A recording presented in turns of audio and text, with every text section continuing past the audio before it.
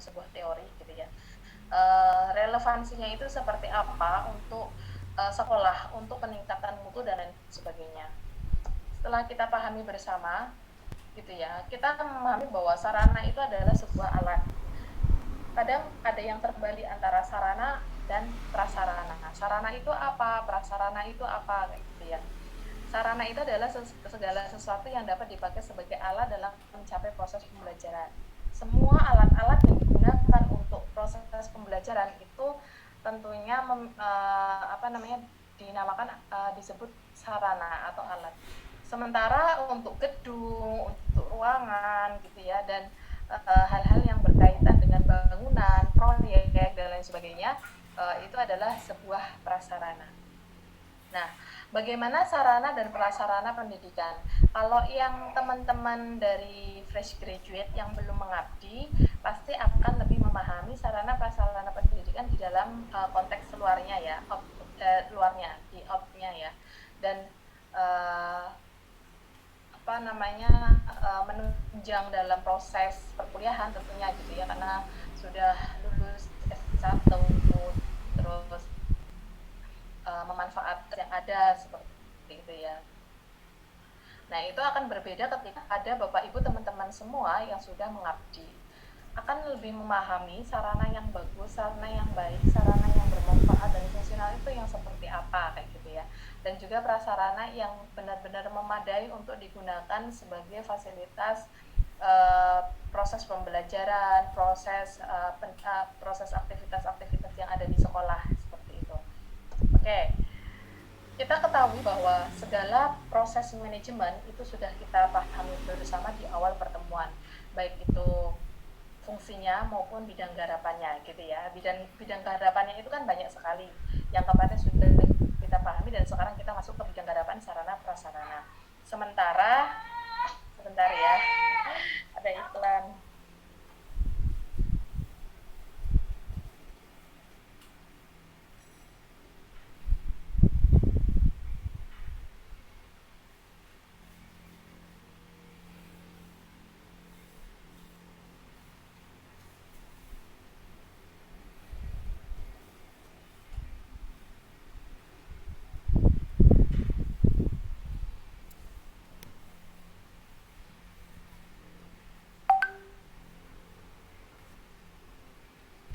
Maaf, tadi ada iklan ya.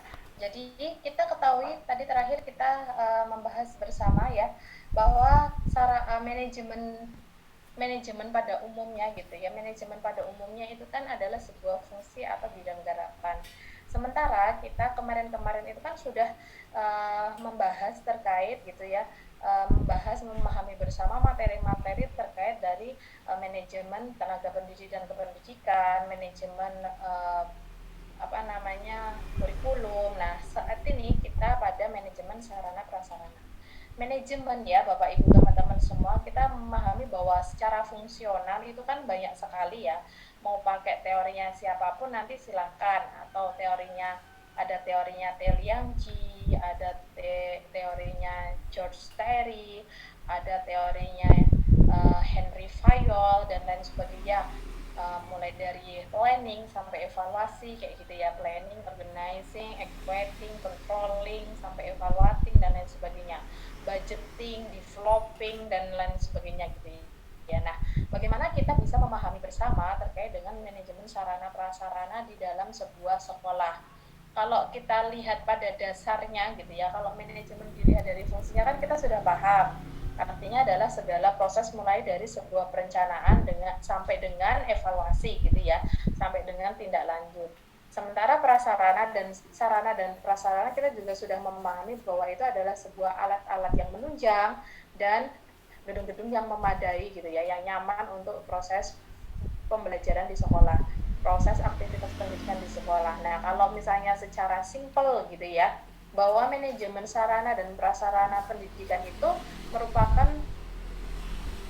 kombinasi kolaborasi antara kayak gitu ya, alatnya, gedungnya, fasilitasnya gitu yang dimanfaatkan atau didaya gunakan secara optimal untuk meningkatkan sebuah hal kayak gitu ya. Hal itu yang seperti apa? Nah, itu yang Bapak Ibu teman-teman mahasiswa yang sudah bekerja tentunya akan lebih bisa measure atau mengukur. Kira-kira kalau misalnya ada sarana dan kalau tidak ada sarana, apakah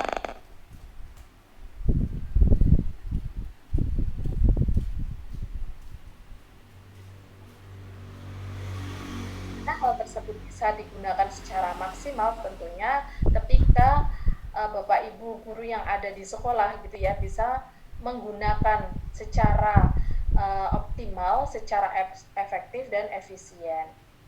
Secara singkat dan secara mendasar sekali manajemen sarana prasarana itu seperti itu tadi ya. Jadi adanya proses kolaborasi antara sarana dan prasarana yang dimanfaatkan secara efektif dan efisien gitu ya untuk mencapai tujuan sekolah. Tujuan itu ya seperti apa? Tentunya yang kita pahami tujuan sekolah itu tidak lain adalah ketika prestasinya siswa meningkat, ada banyak prestasi dari siswa dan atau terjaganya mutu atau kualitas yang ada di sekolah tersebut.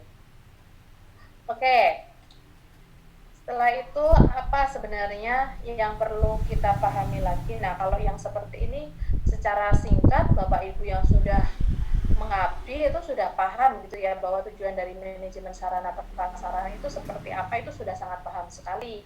Nah, dari sisi luar yang tadi yang saya sampaikan bahwa jika ada teman-teman yang masih fresh graduate dan memandang bahwa sarana prasarana yang ada di sekolah atau lembaga pendidikan misalnya di perguruan tinggi gitu ya, itu baru terlihat kulitnya saja. Oh iya, saya mahasiswa, saya bisa untuk menggunakan fasilitas yang ada di kampus gitu ya, bisa mencari sumber-sumber atau references dengan berbagai rujukan online gitu ya, dengan memadai atau dengan fasilitas yang ada di kampus, bisa ke perpustakaan tanpa harus, maksudnya gini, bisa mencari buku tanpa harus mengunjungi perpustakaan. Nah, bisa meminjam dengan cara yang tidak konvensional. Nah, itu kan dari out kayak gitu ya. Nah, sementara Bapak Ibu teman-teman yang sudah mengabdi nih ya, yang sudah mengajar di sekolah tentunya sudah paham bagaimana tujuan dari manajemen sarana prasarana.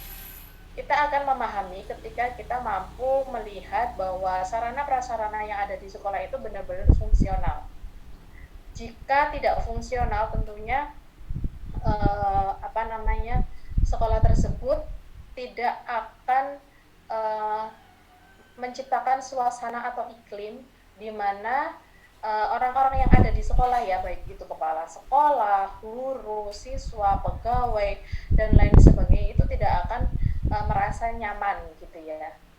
Seperti apa sebenarnya sarana yang baik, prasarana yang baik itu yang seperti apa? Nah, yang seperti ketika kita bisa memberikan fasilitas yang baik untuk siswa belajar gitu ya di ruang kelas yang memadai dengan ketercukupan kursi, meja, dan peralatan-peralatan lainnya yang menunjang gitu ya, dan tentunya yang bisa digunakan tanpa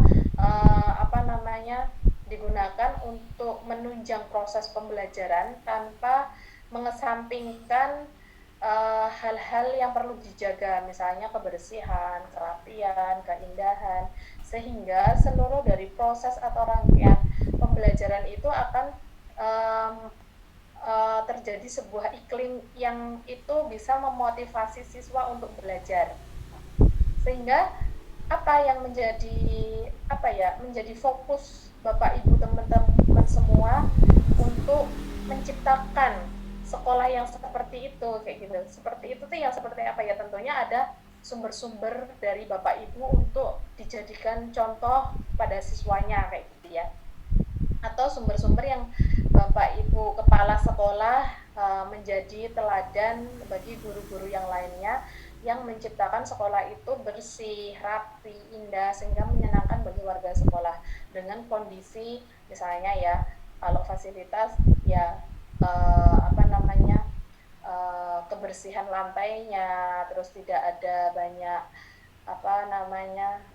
kotoran-kotoran yang di dinding ya, yang di dinding coret-coret dan sebagainya, kecuali kalau memang ruangan kelas didesain dengan menggunakan kreatif-kreatif aktivitas dari para siswa. Nah, ini adalah tujuan pertama dari sarana prasarana sekolah. Oke, Bapak Ibu mohon maaf saya menjeda, ini masih 19 ya. Di tempat saya ini gelap sekali, hujan angin ya, hujan angin dan gelap sekali. Nanti kalau misalnya tiba-tiba mati listrik atau wifi saya error, saya minta maaf ya. Kebetulan ini HP saya juga baterainya tidak full, jadi nanti kalau misalnya the worst skenario nya langsung hilang, saya hilang dari peredaran Zoom, saya minta maaf. Hujan deras, tambah angin dan gelap sekali. Oke. Kita next ya ke tujuan manajemen sarana prasarana yang kedua, yaitu tersedianya sarana prasarana yang memadai secara kuantitas maupun kualitas, harusnya saya minta maaf kok kualitatif, kuantitas dan kualitas dan relevan dengan penyelenggaraan pendidikan. Nah, ketika kita pahami bersama ya Bapak Ibu ya, bahwa ada gedung, ada fasilitas atau ada prasarana gitu ya. Prasarana tentunya akan lebih bisa digunakan, dimanfaatkan ketika ditunjang dengan sarana yang sesuai dengan kondisi prasarana yang ada. Maksudnya seperti ini, ketika ada sebuah gedung dan Bapak Ibu menjadi sebuah memiliki tanggung jawab untuk menjadikan prasarana itu sebagai pokok dari sebuah proses pembelajaran atau aktivitas yang ada di sekolah gitu ya. Tentunya akan lebih mampu menganalisis kebutuhan seperti apa toh sarana-sarana atau alat-alat yang dibutuhkan, yang menunjang dan yang cukup gitu ya, yang cukup untuk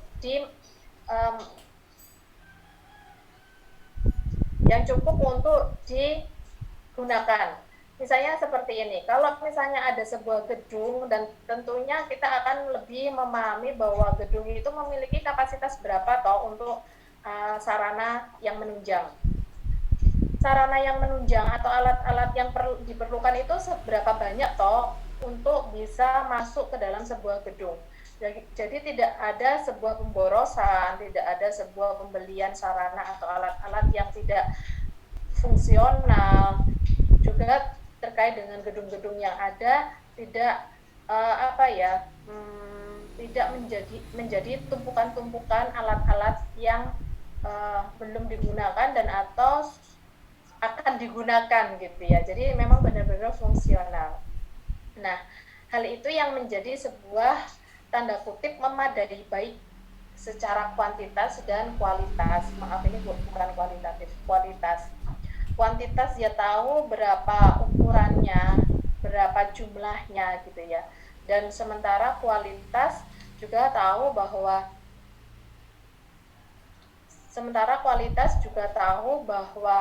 seberapa penting alat yang digunakan, seberapa penting ruangan yang disediakan, seberapa penting bangunan yang dibangun gitu ya, bangunan yang didirikan untuk dijadikan sebagai sarana dan prasarana dalam mencapai tujuan sekolah. Oke.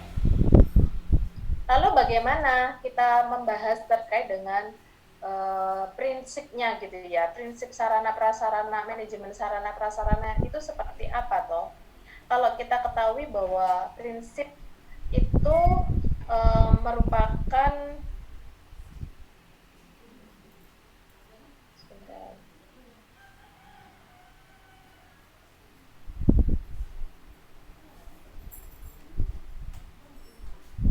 kalau kita ketahui bahwa prinsip itu merupakan sebuah pokok dasar berpikir atau bertindak gitu ya. Artinya ketika kita sudah memiliki dasar yang baik untuk melakukan, untuk memikirkan, untuk memahami, itu pasti akan lebih paham lagi bahwa ini loh sebenarnya prinsip dari sarana prasarana yang perlu dikembangkan, yang perlu di maintenance kayak gitu ya, dan apa yang perlu direncanakan. Prinsipnya ada 5.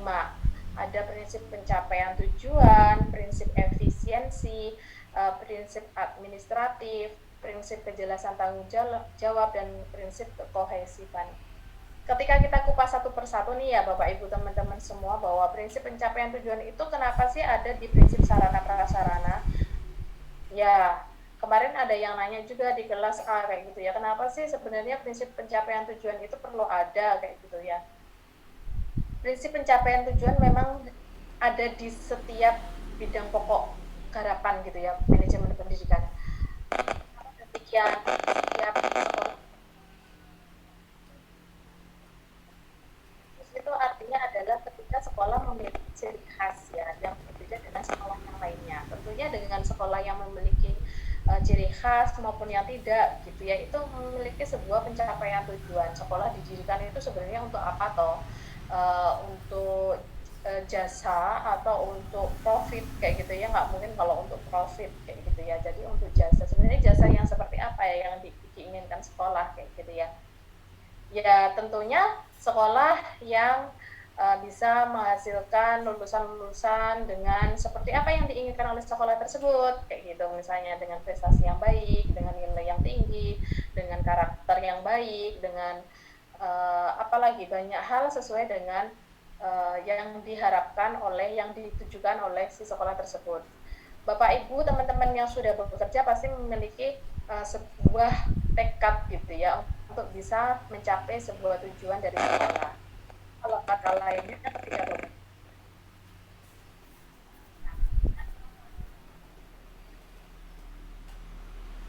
sekolah untuk bisa mencapai tujuan sekolah, untuk bisa bersama-sama secara kolektif mencapai tujuan sekolah. Nah, salah satu dari sarana prasarana ini ya Bapak Ibu teman-teman semua, bahwa pencapaian tujuan dari sekolah itu adalah uh, adanya alat-alat yang menunjang, adanya fasilitas-fasilitas yang mendukung.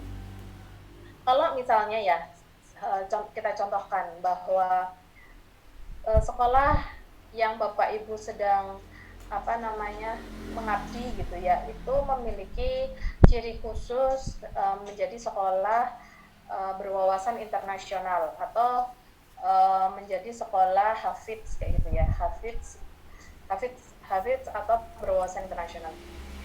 Kalau berwawasan sepertinya tidak oke, berwawasan atau Hafiz. Nah, kalau berwawasan internasional, tentunya alat-alat yang menunjang itu ya yang mengglobal, internasional kayak gitu ya.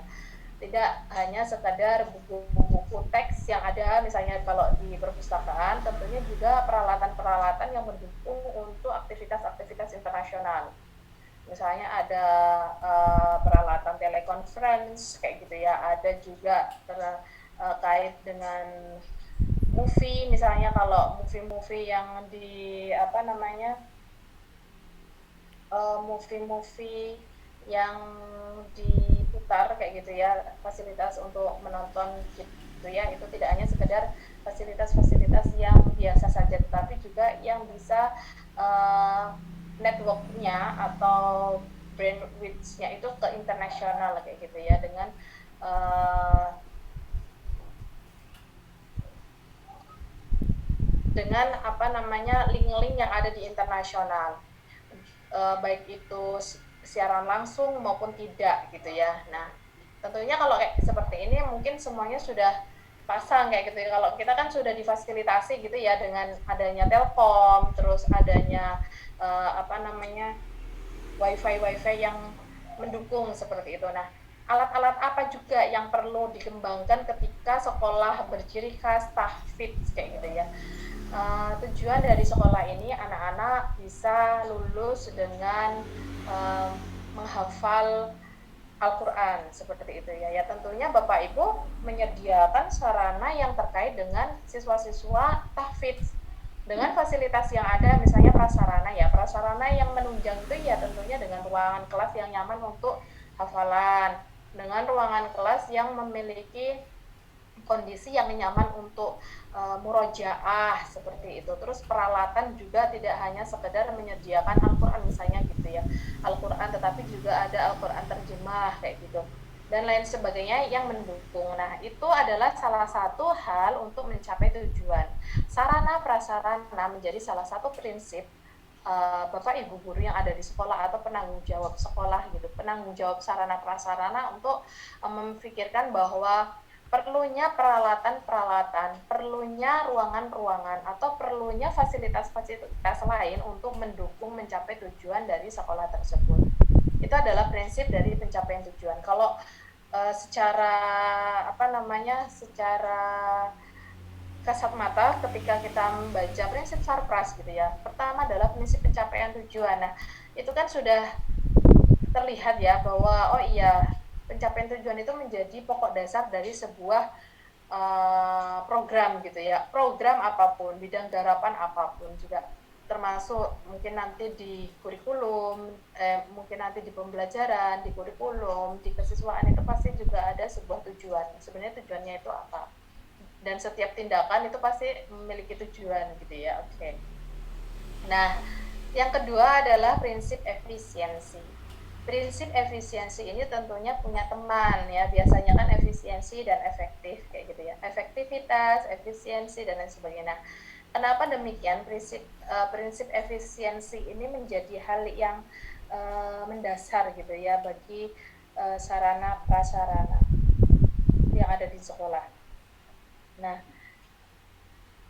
tentunya ketika kita melihat atau membaca efisiensi gitu, Bapak Ibu teman-teman mahasiswa juga sudah memahami bahwa efisiensi itu adalah sebuah ketepatan cara kayak gitu ya, atau kalau enggak bisa dimaknai dengan kemampuan menjalankan tugas dengan baik dan tepat kayak gitu ya, atau kalau berkaitan dengan sarana prasarana ya terkait dengan pendayagunaan atau memanfaatkan secara fungsional gitu ya, secara benar-benar secara fungsinya seperti itu. Nah, ini yang menjadi hal mendasar menurut saya gitu ya Bapak Ibu teman-teman mahasiswa, bahwa efisiensi itu adalah hal yang perlu difikirkan ketika Bapak Ibu mungkin nanti menjadi seorang penanggung jawab sarana prasarana di sekolah. Kenapa demikian?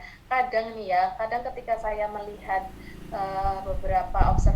beberapa kali observasi di sekolah gitu ya, prinsip efisiensi ini belum terjaga dengan baik, belum terfikirkan dengan baik, dan belum dilakukan dengan baik. Kenapa? Karena ada beberapa sekolah yang saya lihat gitu ya,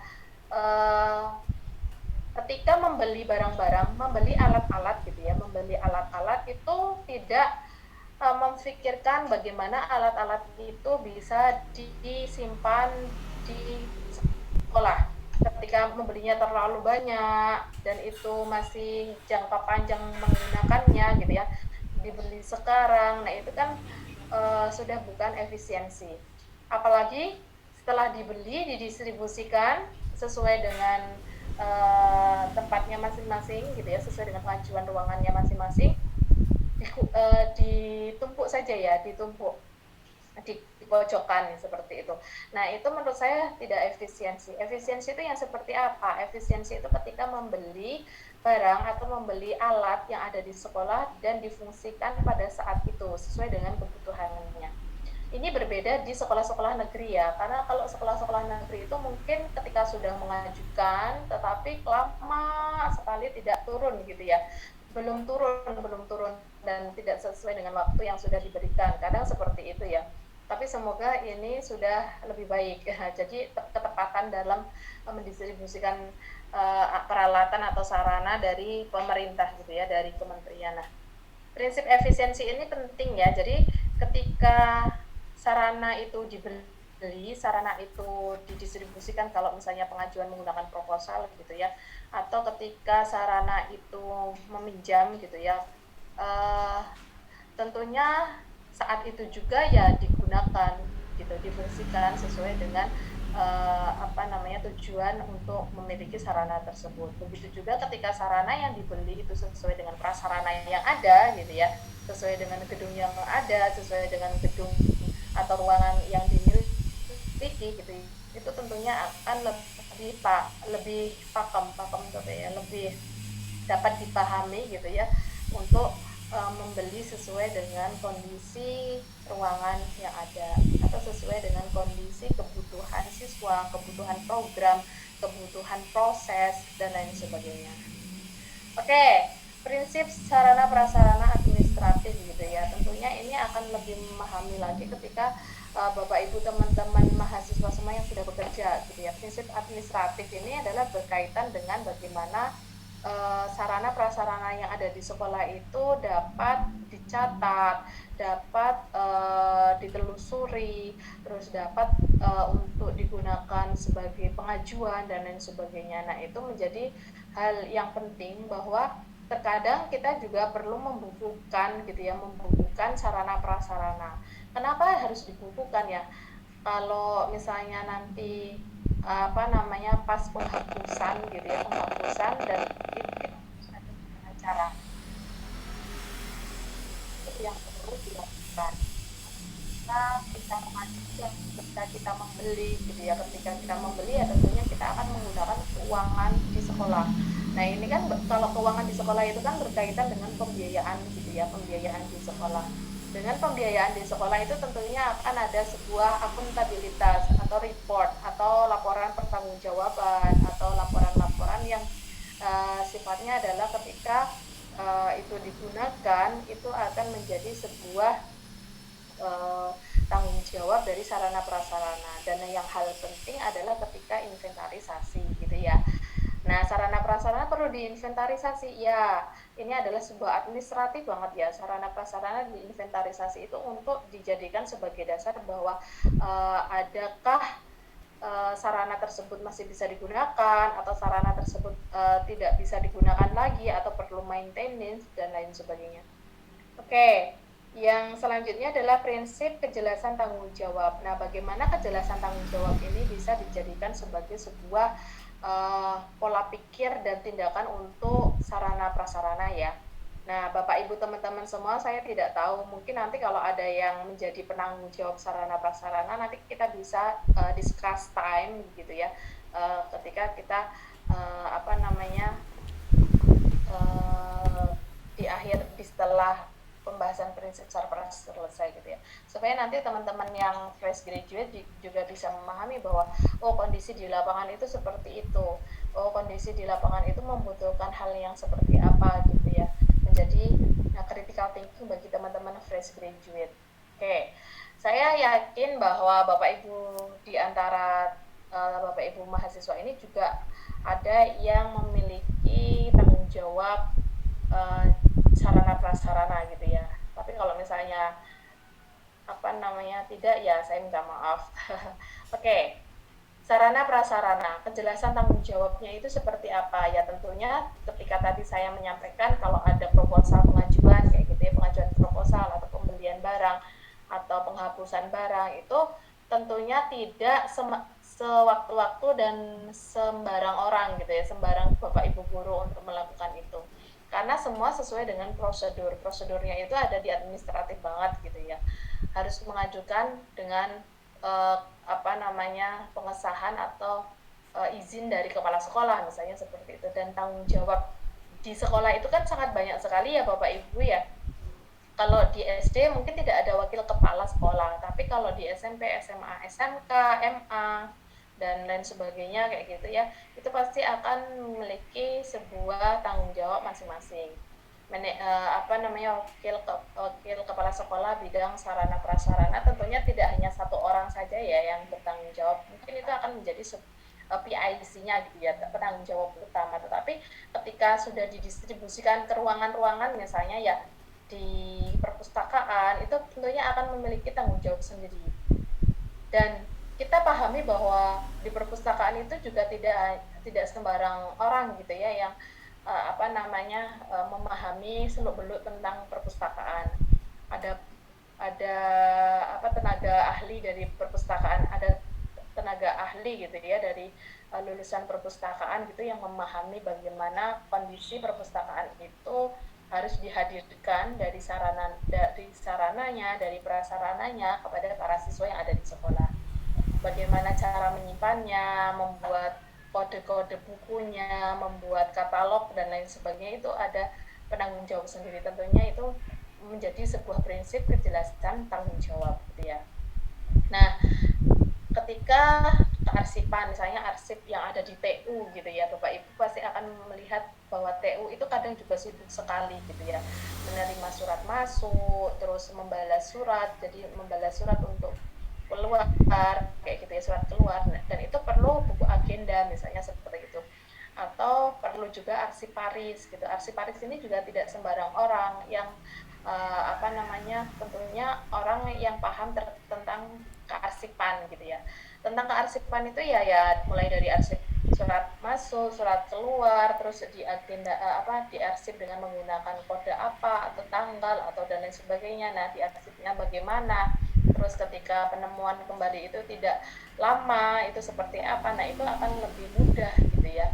Ketika orang yang sangat kompeten untuk dijadikan sebagai seorang yang bertanggung jawab gitu. Nah, orang-orang yang bertanggung jawab ini belum lagi ketika kita bicara terkait dengan lab, misalnya lab bahasa, lab komputer, terus lab yang lain seperti itu ya Bapak Ibu, itu juga pasti setiap lab itu membutuhkan sebuah sarana. Lab bahasa membutuhkan sarana seperti apa ya, misalnya ada komputer, ada headset, dan sarana penunjang lainnya di dalam lab bahasa tersebut. Lab komputer juga demikian, apa aja gitu ya, ada komputer, kalau sekarang yang mungkin kalau menggunakan laptop ya laptop, kalau komputer kan sepaket dengan PC gitu ya, jadi ada PC-nya, ada komputernya, layarnya gitu, layar monitornya, dan hal-hal yang menunjang yang ada di lab komputer tersebut tentunya orang yang paham kayak gitu ya. Nah, beberapa hal tersebut itu ya Bapak Ibu teman-teman semua pasti akan lebih condong kejelasan tanggung jawab dibandingkan ketika hanya satu orang yang mengurusi sarana prasarana dan mencakup semua kondisi ruangan atau kondisi lab gitu, kondisi yang ada di sekolahan. Kadang satu orang itu juga mungkin penunjukan gitu ya, jadi nggak tahu apakah ada sertifikat kompetensi terkait dengan sarana prasarana atau tidak gitu ya. Saya rasa memang itu juga penting karena untuk apa namanya, lebih jelas gitu ya tanggung jawabnya itu seperti apa, dan tidak hanya sekedar tanggung jawab di dalam apa ya tanggung jawab di dalam saya memahami bahwa kebutuhan di lab itu adalah 1, 2, 3, 4 misalnya, kalau buku 2 misalnya gitu ya, atau komputer 30 dan lain sebagainya. Tidak hanya sekedar itu, tapi tanggung jawab itu juga ke maintenance-nya ya, ke menjaganya, terus ke perawatannya, terus ke apa, kalau rusak itu harus seperti apa, terus ke perbaikannya, terus ke apa namanya, ke penghapusannya seperti itu. Jadi memang harus prinsipnya jelas, kejelasan dari tanggung jawab. Saya rasa kalau Bapak Ibu teman-teman mahasiswa yang sudah mengajar, hal yang seperti ini adalah hal yang sangat itu mah prakteknya sudah kayak gitu ya. Itu mah prakteknya sudah tinggal ini nih Bapak Ibu Mas Mbak teman-teman mahasiswa yang belum mengabdi, yang masih benar-benar fresh graduate gitu ya, itu masih harus menelusuri pemahaman-pemahaman bagaimana sih sebenarnya prinsip sarana prasarana. Dan yang saya sampaikan ini masih sangat cover sekali ya Bapak Ibu teman-teman mahasiswa yang graduate. Jadi nanti perlu dikembangkan lagi, dan kadang pengembangan di sekolah atau pengembangan dengan praktik di lapangan kayak gitu pasti tentunya akan berbeda gitu ya, sesuai dengan kondisi atau karakteristik dari sekolah tersebut. Oke, the last adalah prinsip sarana prasarana terkait dengan kekohesifan. Nah, lagi-lagi ketika kita memahami bahwa satu kata kayak gitu ya bisa bisa menerjemahkan atau memaknai, menjadikan pemaknaan ke keseluruhan makna gitu, keseluruhan kata gitu ya. Kata kohesif, ketika kita memahami bahwa kohesif itu adalah sebuah hubungan gitu ya, hubungan yang erat. Lalu bagaimana hubungan yang erat antara satu dengan yang lainnya ya, dan melekat gitu ya, melekat satu dengan yang lainnya. Nah, lalu bagaimana kelekatan atau hubungan yang erat itu menjadi sebuah prinsip dari sarana prasarana. Nah, ketika kita memahami bahwa sangat erat hubungannya, artinya ya satu orang dengan yang lain itu memiliki sebuah tanggung jawab yang sama, memiliki sebuah prinsip yang sama bahwa ketika ada alat-alat di sekolah, ketika ada fasilitas di sekolah itu juga dijaga dengan baik. Tidak hanya dijaga oleh penanggung jawab sarana prasarana saja gitu ya, tetapi juga guru, siswa itu juga memiliki sebuah kepemilikan barang yang sama gitu ya. Tentunya ketika sudah memahami itu bahwa ini adalah milik bersama gitu ya, itu akan lebih mampu menjaganya, mampu merawatnya, mampu untuk tidak merusaknya kayak gitu ya, mampu untuk bisa dimanfaatkan secara fungsional dan secara benar-benar bahwa itu digunakan untuk menunjang proses kayak gitu ya, baik itu proses pembelajaran, proses apa lain yang ada di sekolah. Nah, Bapak Ibu teman-teman mahasiswa, ini adalah prinsip dari sarana prasarana yang perlu kita pahami bersama gitu ya. Lalu sebenarnya proses dari manajemen sarana prasarana itu seperti apa toh kayak gitu. Nah, ini adalah proses dari manajemen sarana prasarana yang akan kita pelajari bersama pada kesempatan kali ini ya Bapak Ibu ya. Nanti kalau misalnya Bapak Ibu mau mengembangkan terkait dengan prosesnya itu bisa banget, dan itu bisa Bapak Ibu lihat di fungsi-fungsi manajemen gitu ya. Boleh nanti kalau misalnya mau ditambahi terkait dengan pengembangan alat-alat, misalnya ya kalau sekarang karena transformasi digital ya pengembangan alat-alat terkait dengan teknologi gitu ya, yang bisa dimanfaatkan, yang bisa menunjang seperti itu. Nah, ini adalah proses manajemen sarana prasarana. Ada beberapa hal yang perlu kita pahami bersama, nanti kita jadikan sebagai sebuah apa ya, kalau misalnya ada yang menarik untuk Bapak Ibu semua gitu ya, dijadikan sebuah critical thinking untuk dijadikan ini apa namanya, penelitian gitu ya. Oke. Oh iya, saya jadi ingat, Pak Datu ada enggak ya Pak Datu ya? Assalamualaikum Pak Datu. Ada Pak Datu enggak ya? Waalaikumsalam Bu, hadir. Pak Datu belum mengirimkan itu ya, mini paper ya? Saya masih periksa lagi, masih 25% kemarin Bu. Oh, kemarin. Oke, berarti saya tunggu ya. Nanti Ya, mudah bisa kan itu karena tuh gimana? dan bisa kurang lagi. Saya masih rubah-rubah lagi kata-katanya. Oh, di itu berarti di apa namanya? Parafrase. Di parafrase. Iya. Ya betul, di parafrase. Karena itu nanti kan nanti supaya bisa dipakai untuk kuliah selanjutnya pada analisis. Jadi memang sudah terencana gitu ya Pak Datu ya. Iya. Oke. Nah, ini terima kasih Pak Datu ya. Nanti saya tunggu ya. Semoga sebelum UAS, karena nanti semuanya akan saya kirimkan kembali dan saya review, dan insya Allah nanti UAS kita tidak ada UAS ya, supaya tidak banyak beban untuk Bapak Ibu teman-teman semua. Jadi nanti tinggal ini aja, mini paper kita perbaiki, kita kembangkan gitu. Alhamdulillah. Terus ya boleh. Kita kok dijadikan video saya tuh kayak penelitian, judul penelitian bisa itu ya, yang judul kita itu. Bisa.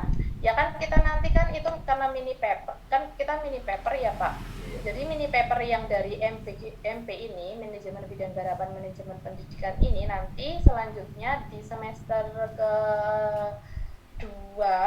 ketiga itu akan ketemu saya terkait dengan analisis data penelitian kualitatif. Nah, supaya nanti di analisis data penelitian kualitatif itu kita tidak terlalu ngoyo, maka mini paper ini nanti kita jadikan sebagai embrio mini riset.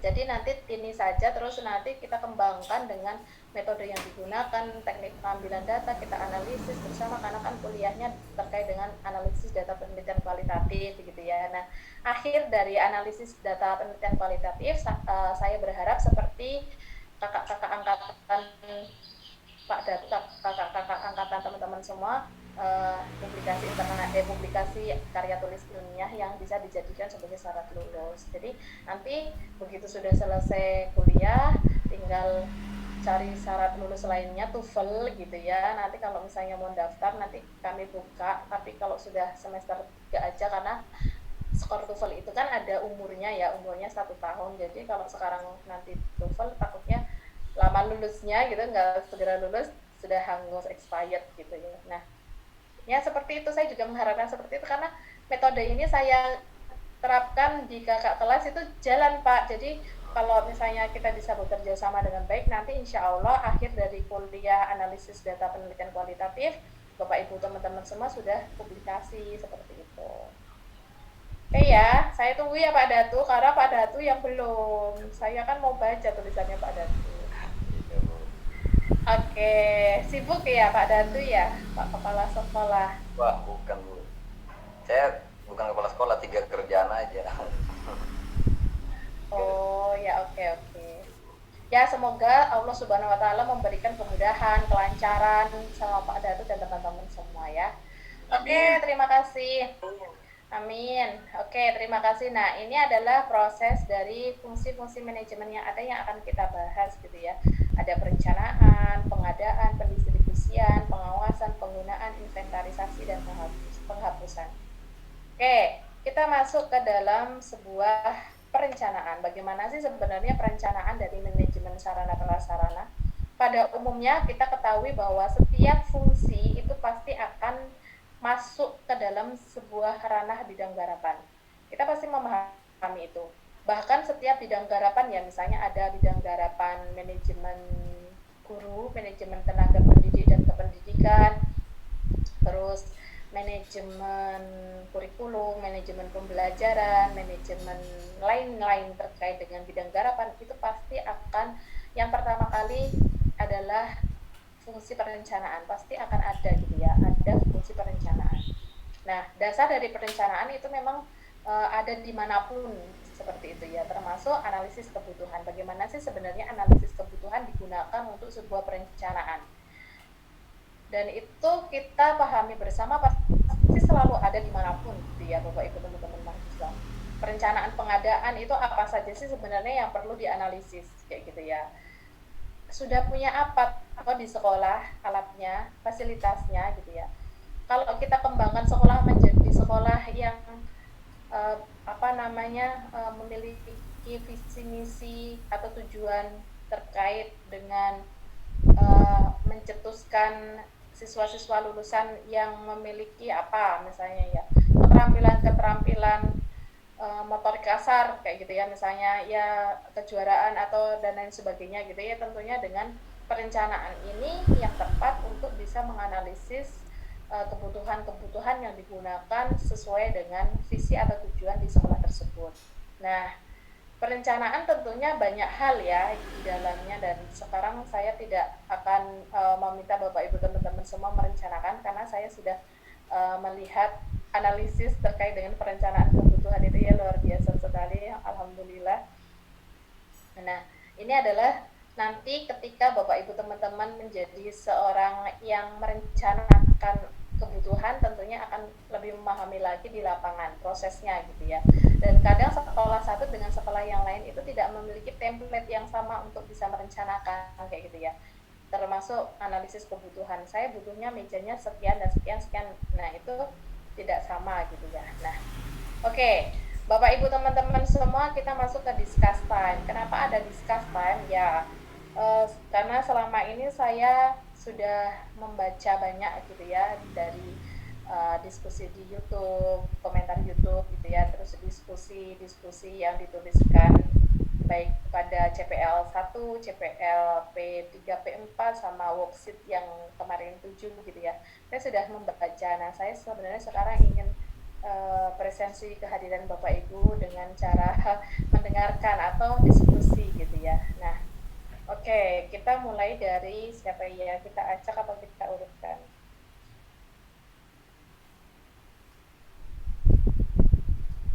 Oke, kita mulai dari Mas Lai. Sudah selesai belum fitting bajunya? Mbak Lai ya? Oh, Mas Li. Ya Allah, saya minta maaf. Mas Lai, Mbak Lai dan Mas Li gitu ya. Oke, Mbak Lai. Ya. Apa sih sebenarnya yang di Oke, oke ke Mbak Lai dulu ya. Apa sih sebenarnya yang perlu diperhatikan dalam perencanaan sarana prasarana? Oke, menurut Mbak Lai itu apa saja kira-kira yang perlu diperhatikan? Saya perlu pakai bahasa Inggris nggak ya kira-kira? Bahasa Cina dia, Bu. Iya. Kira-kira bahasa Indonesia paham Mbak Lai? Halo. Biasanya paham kalau pelan-pelan, Bu. Oh ya, oke. Saya terlalu cepat ya. Mbak Lai. Halo, sudah koneksi ke saya? Saya sedang mempresensi nih Halo. kehadiran ya. Oke. Menurut Mbak Lai, apa sih yang perlu diperhatikan dalam perencanaan sarana prasarana?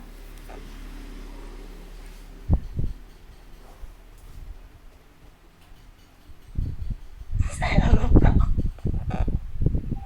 Ini nggak ada benar, nggak ada salah, kita diskusi saja supaya saya juga tidak hanya sekedar membaca gitu ya, jadi saya bisa memahami apa namanya kondisi critical thinking secara face to face walaupun menggunakan platform. Ayo, apa kira-kira?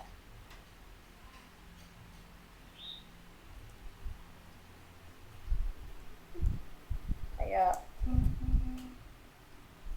kira-kira aja apa? Nggak ada benar salah kok, saya lagi ini mempresensi aja.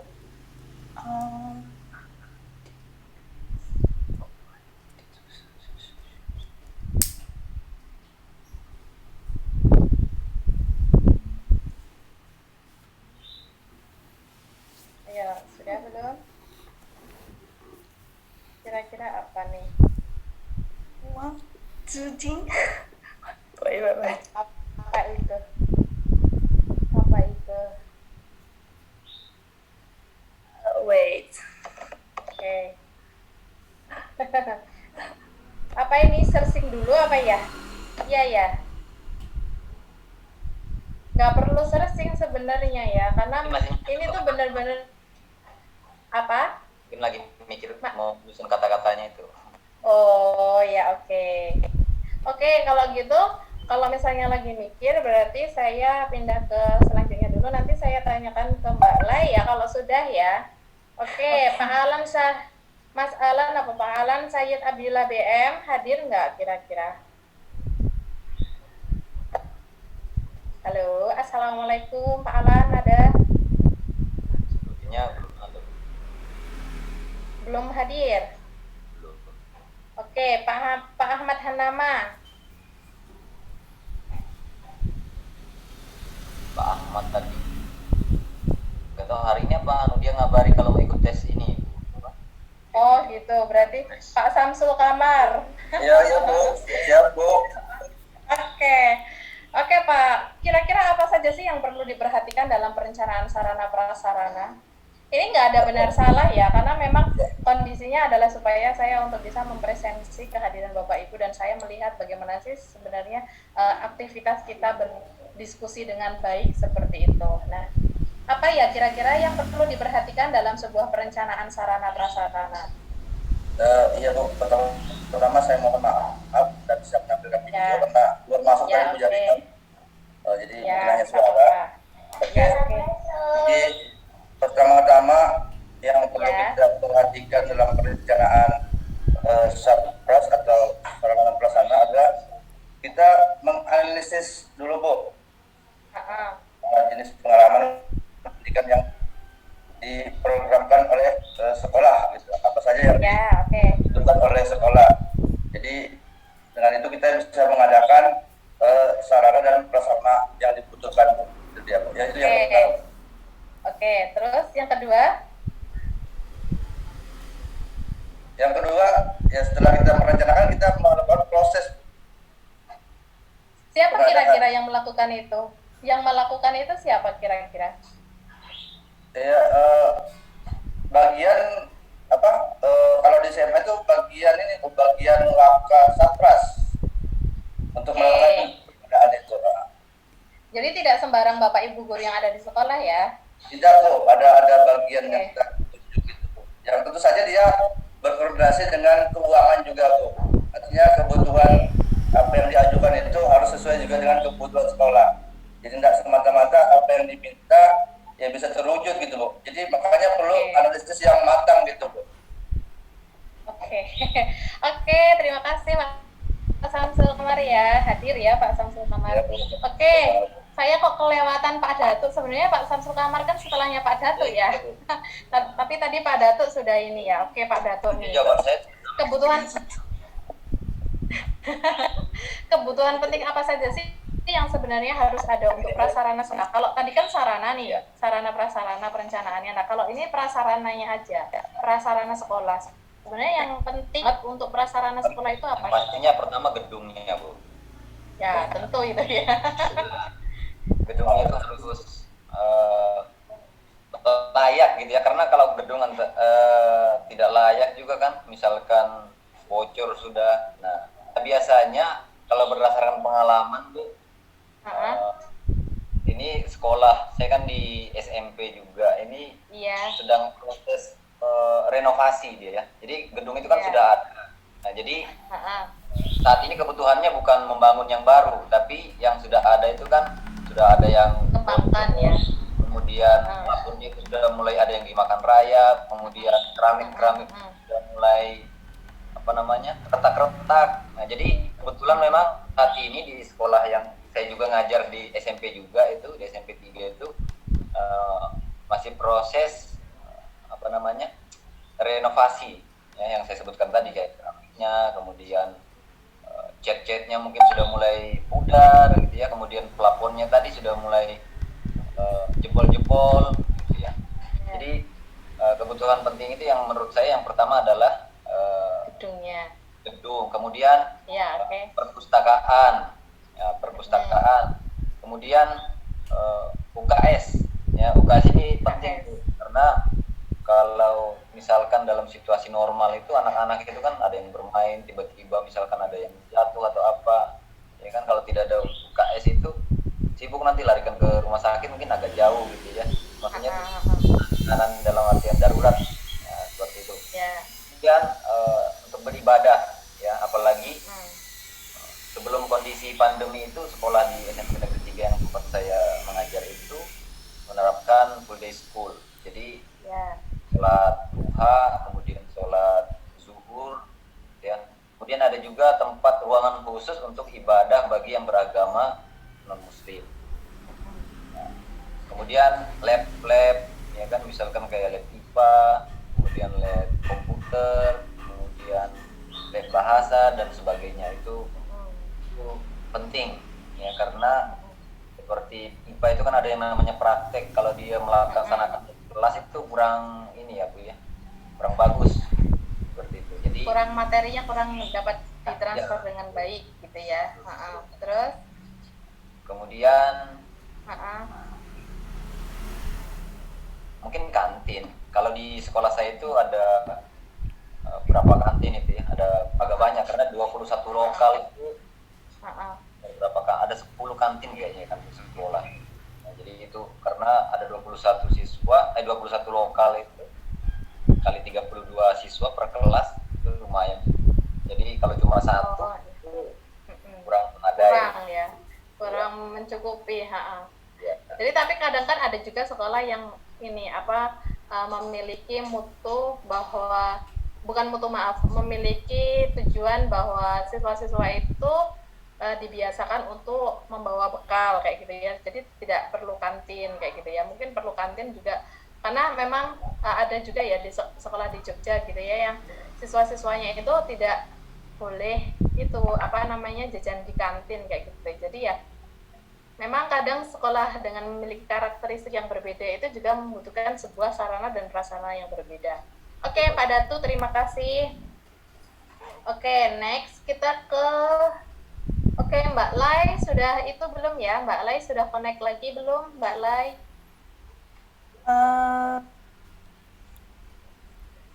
Prinsip pejabat tujuan mana?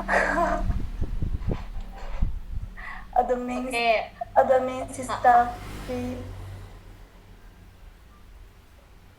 Jadi apa yang perlu diperhatikan dalam perencanaan sarana prasarana yang pertama adalah untuk mencapai tujuan, gitu ya? Yeah. Ya, oke. And the next? Absency. Absensi. Apa maksudnya? Absency. Efisiensi, Bu. Oh, efisiensi. Oke. Oke ya, beginilah kalau misalnya mahasiswa dari Cina, dosennya dari Indonesia dan tidak bisa bahasa Cina, jadi itu roaming sekali. Oke, terima kasih Pak Datu yang sudah menerjemahkan maksud. Jadi, Biasa, oke, Pak. benar. Walaupun kadang salah. Iya karena iya karena kan memang sudah berjalan beberapa pertemuan dengan berbagai mata kuliah gitu ya Pak Datu ya, jadi sudah lebih familiar dengan apa yang disampaikan oleh Mbak Lai dan Mas Li. Oke, next. Oke, terima kasih ya Mbak Lai ya. Mas Li, coba Mas Li masih fitting baju pengantin atau enggak ini? Kebutuhan penting apa saja yang harus ada untuk sarana? Gimana?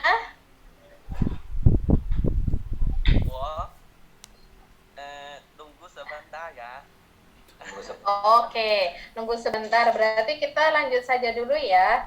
Sebelum Mas Lai siap gitu ya. Oke. Pak Dinar Prata, Pak Ahmad Hanama sudah hadir lagi belum, Pak Ahmad Hanama? Bu Dinar, Pak Dinar. Oh, saya salah ya, Pak Dinar. Oke, Mbak Dinar Pratama. Jadi Bu, mohon maaf. Oh, Pak Ahmad Hanama ini. Sudah hadir. Oke, Oke, Pak Ahmad Hanama nih. Pak Ahmad Hanama, kebutuhan penting apa saja yang harus ada untuk sarana sekolah?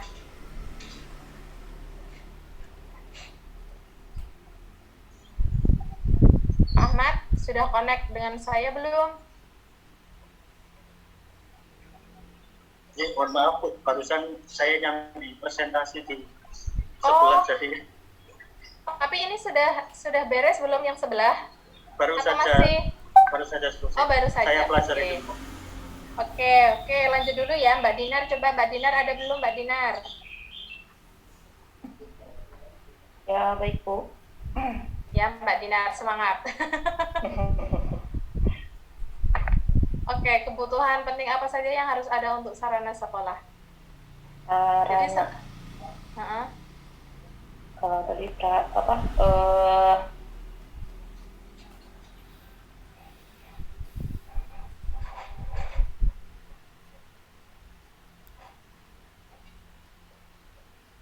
Bu Dinar.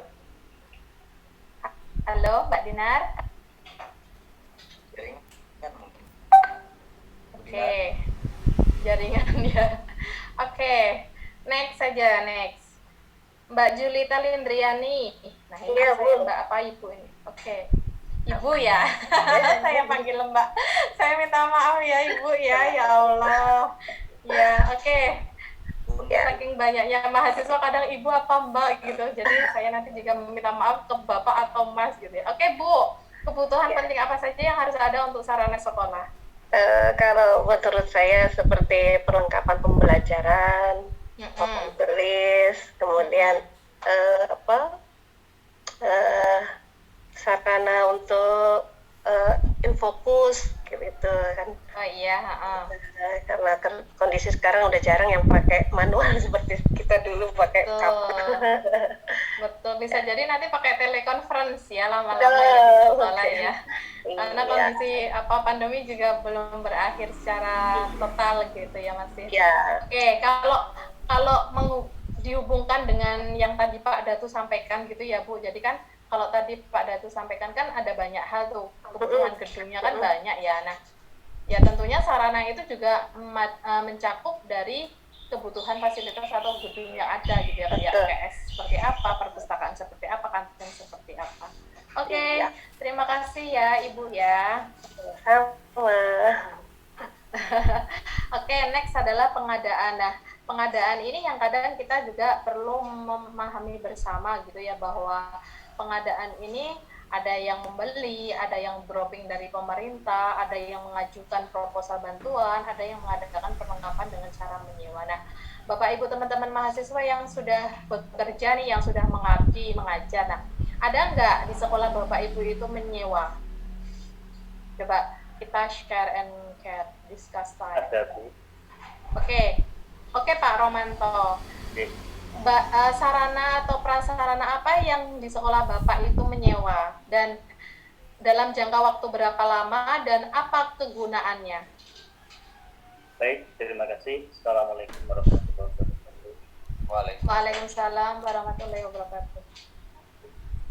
Terkait dengan pengadaan sarana prasarana yang harus menyewa, itu karena terkait dengan kemampuan sekolah yang terbatas, sehingga kalau untuk pengadaan pembelian tidak memungkinkan karena pemakainya temporer. Nah, salah satu contoh di sekolah kami adalah menggunakan genset ketika adanya ujian nasional. Itu kan harga genset itu kan mahal, ya, paling tidak 7-10 juta. Sementara digunakannya hanya 3 hari. Ini pas ketika masih ada UN. Kalau sekarang sudah nggak ada UN, alhamdulillah. Itu nggak perlu berpikir lagi. Itu kami harus menyewa selama 3 hari itu perharinya 50.000, sehingga butuh budget dana 150. Itu kan untuk bisa efisien lah, efektif dan efisien karena kita sangat butuh. Ya. Sementara kemampuan untuk beli terbatas karena masih banyak yang lebih penting dibandingkan genset yang hanya dipakai 3 hari itu. Itu salah satu aja Ibu Fitri. Terima kasih. Terima kasih Pak Romanto. Waalaikumsalam warahmatullahi wabarakatuh. Nah, ini sekalian presensi Pak Romanto ya. Nah, Bapak Ibu teman-teman semua, jadi sebenarnya hal yang sangat wajar sekali ya ketika sekolah itu meminjam gitu ya, dan itu bukan hal yang sangat tabu gitu ya bagi sekolah, karena memang sangat butuh. Kalau kemarin yang disampaikan di kelas A itu adalah mesin fotokopi gitu. Kenapa mesin fotokopi? Ya karena memang mau memproduksi lembar kerja sendiri di sekolah tersebut, mau memproduksi materi-materi ajar sendiri gitu ya. Sehingga ketika kalau diproduksi di luar itu akan membutuhkan banyak biaya ketimbang meminjam gitu ya, meminjam peralatan. Dan itu memang seperti tadi yang disampaikan oleh Pak Romanto bahwa prinsip efektif dan efisiensi ya, walaupun butuh memang butuh. Oke. Next. Siapa nih discuss time nih? Oke. Pak Alan, Mas Alan ada enggak? Belum hadir lagi ya? Saya telepon belum diangkat Bu. Oke, Mbak Dinar sudah terkoneksi lagi belum Mbak Dinar? Siap Bu. Ada Mbak Dinar? Tes. Cek. Oke Mbak Dinar. cek tes gitu ya. Oke Mbak Dinar, bagaimana sih sebenarnya prosedur dalam pengadaan sarana menurut Mbak Dinar? Prosedur proses dari pengadaan sarana ya, bukan prasarana. sarana itu kita harus berkomunikasi dulu dengan teman-teman yang ada di sekolah atau kalaupun menanyakan bagaimana sarana yang dibutuhkan. Ya, terus? Halo? Ya, ayo terus. Ya. Pertama, tadi kan ada pertama, berarti kan ada kedua, ketiga, keempat gitu kan. Oke, berarti sekarang yang kedua. Kedua adalah setelah berkomunikasi apa? Ya, berkoordinasi dengan mau nyobuin kameranya on cam. Iya, nggak apa-apa. Setelah berkomunikasi, terus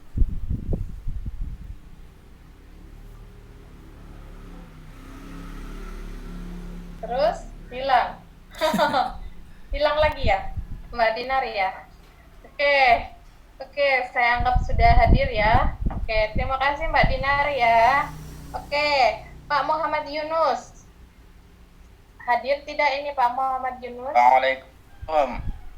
Waalaikumsalam warahmatullahi wabarakatuh. Bapak, prosedur dalam pengadaan sarana. Ya, mungkin sama ya dengan Mbak Nira tadi. Yang pertama adalah mengadakan berkomunikasi dulu, kemudian apa saja yang dibutuhkan oleh pendidik. Kemudian yang kedua mungkin mengkomunikasikan juga dengan pihak atau bagian keuangan, karena ini menentukan apakah nanti bisa dibeli atau tidak, apakah ada dananya atau tidak gitu. Intinya menyesuaikan dengan kebutuhan, ya, dengan kebutuhan apa yang dibutuhkan itu yang kita siapkan. Ya, oke. Mungkin begitu, Bu. Oke, terima kasih ya Pak Muhammad Yunus ya. Jadi kalau Sama-sama. prosedur dalam pengadaan sarana itu kan kita ketahui bahwa apa sih sebenarnya yang mau kita adakan gitu ya. Iya, Apakah pengajuan ke pemerintah, apakah membeli sendiri ataukah meminjam gitu ya. Dengan hal-hal yang seperti itu pasti memiliki prosedur yang berbeda antara satu dengan yang lainnya gitu ya. Oke, dan itu biasanya memang akan berbeda pula dari sekolah satu dengan sekolah yang lainnya. Dari perilaku atau tindakan yang perlu dilakukan oleh Bapak Ibu guru penanggung jawab sarana gitu ya. Yang satu dengan sekolah yang lainnya juga pasti memiliki perbedaan aktivitas gitu ya. Oke, Pak Ahmad Hanama, gimana ya? Tipon tadi ada raise hand dari Pak Ahmad Hanama. Iya, Bu. Boleh saya menjawab, Bu, karena tadi belum sempat menjawab di kesempatan sebelumnya. Oke, siap. Silahkan. Ya, terima kasih, Bu, atas izinnya. Oke. Oke, baik. Terkait dengan bagaimana prosedur pengadaan sarana dan prasarana, menurut saya seperti analisis kebutuhan dulu terlebih dahulu, Bu. Seperti ketika dalam ingin pengadaan tenaga pendidik baru, mungkin yang pertama adalah analisis kebutuhan terlebih dahulu.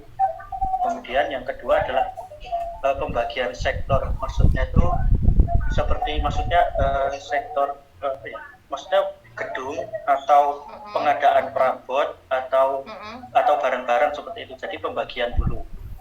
Kemudian selanjutnya bisa diajukan proposal. Nah, kemudian proposal ini nanti ada dua kemungkinan, disetujui ataupun tidak. Nah, kemudian jika disetujui maka akan dilaksanakan survei. Setelah itu baru eksekusi. Kemudian baru perencanaan keuangan survei lokasi atau survei lokasi. Kemudian nanti mungkin perencanaan keuangan dan pembahasan mengenai keuangan baru nanti langsung ke eksekusi. Maksudnya bisa pengadaan atau pembangunan atau pembelian seperti itu. Kalau menurut saya. Terima kasih. Oke, terima kasih. Jadi kan ada juga nih Pak Ahmad Hanama ya, teman-teman yang masih fresh graduate yang masih belum paham bagaimana prosedur yang ada seperti itu. Jadi sebenarnya eksekusi tadi sudah disampaikan ke Pak Ahmad Hanama ya.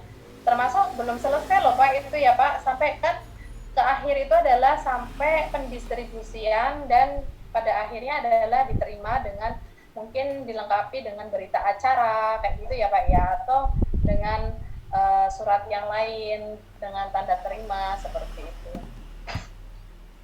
Oke. Next, setelah Pak Ahmad Hanama ada Pak Alan Sayyid Abdillah, sudah hadir belum? Belum ya Pak Datu ya? Belum, Bu. Saya sudah telepon biasa nggak masuk, telepon WA berdering, mungkin ketiduran. Oke. Atau di jalan. Oh ya, oke. Jadi juga belum izin ke saya masuknya. Iya, Bu. Biasanya ada izin, kalau kayak kemarin dia wisuda izin. Oke. Oke.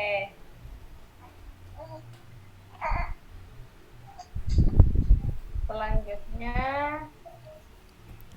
Pak Fadlan ada ya Pak Fadlan ya? Tapi hadir ada, Bu. di sini Pak Fadlan iya kan? Oke, ahlinya bagaimana Sarpras ini. Iya betul. Kalau ahlinya Sarpras berarti nomor 2 ini sebenarnya tidak perlu didiskus time dengan Pak Fadlan ya. Oke Pak Fadlan nanti Belum deh. tahu Bu, belum tahu apa-apa Bu. Oke, bagaimana tanggapan Pak Fadlan nih? Boleh nggak? Boleh lah ya. Tadi Pak Romanto sudah menyampaikan boleh gitu ya. Nah ini mah gampang ya Pak Fadlan ya? Ya Bu, boleh Bu. Sarana Iya boleh. prasarana pinjam Alasannya boleh. ya sesuai dengan kebutuhan Iya. kepentingan ya Pak Fadlan. Iya Bu. Oke, sebentar Pak Fadlan. nanti Pak Fadlan ya. Iya, Bu. Nah, ini adalah pendistribusian.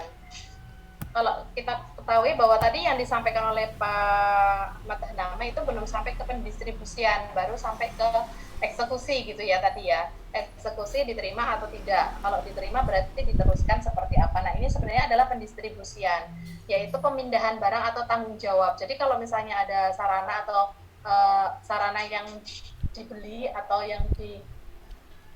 sarana yang dibeli atau sarana yang diajukan gitu ya, ketika di ACC dan ketika sudah dibeli itu tentunya akan ada pemindahan barang atau tanggung jawab itu ya. Nah, dengan dibuktikan dengan mungkin ada lembar hal yang digunakan, apakah BA, berita acara, ataukah lembar-lembar lainnya. Tapi kalau di sekolah-sekolah biasanya menggunakan berita acara. Nah, Pak Fadlan nih yang ahlinya sarana prasarana.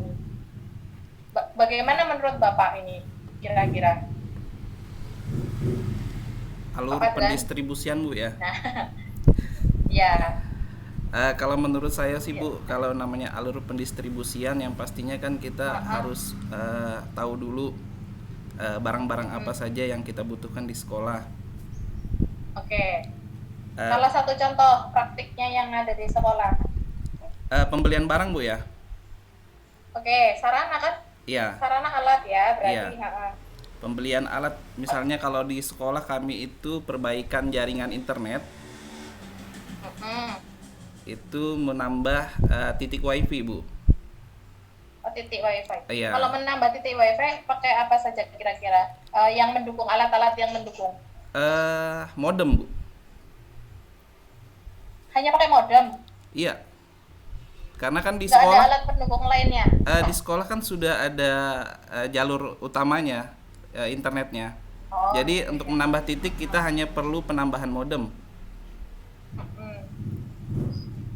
Berarti tergantung titik-titik ya. Jadi Iya, Bu. jumlahnya itu berapa baru ditambahkan itu ya. Iya. Nah, siapa yang bertanggung jawab itu? Ada kan biasanya yang bertanggung jawab terhadap hal tersebut. Penanggung jawab apanya Bu ya? Yang mengurusi itu Saya. penambahan sarana. Sarana prasarana Bu. Ya, Bagian waka sarana. Waka ya. Iya. Tidak ada Atau guru penanggung lain jawab. yang diberikan tanggung jawab. Bisa juga kepala lab komputer. Oke gitu ya. Iya.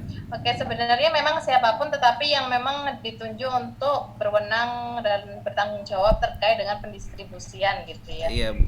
Oke, terima kasih Pak Fadlan. Sama-sama Bu. Oke, selanjutnya adalah Pak Sidiki Rajab.